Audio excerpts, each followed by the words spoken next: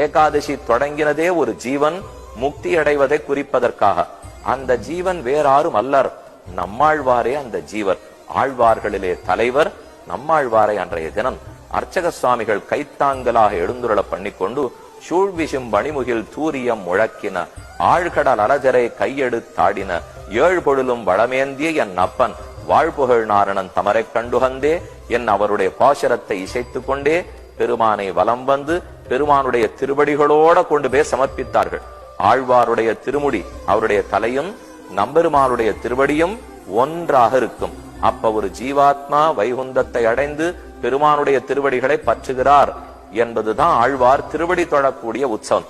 அத்தோட முனியே நான் முகனே முக்கண்ணப்பா பாசுரம் சேவிக்கப்பட்டு சூழ்ந்தகன் நாழ்ந்துயர்ந்த முடிவில் பெரும் பாழையோ சூழ்ந்ததனில் பெரிய பரணன்மல சோதியோ சூழ்ந்ததனில் பெரிய சுடர்ஞான இன்பமேயோ சூழ்ந்ததனில் பெரிய என் அவாவரச் சூழ்ந்தாயே என்று நம்மாழ்வாரை பெருமான் திருவடிகளிலே சேர்த்து கொண்டான்.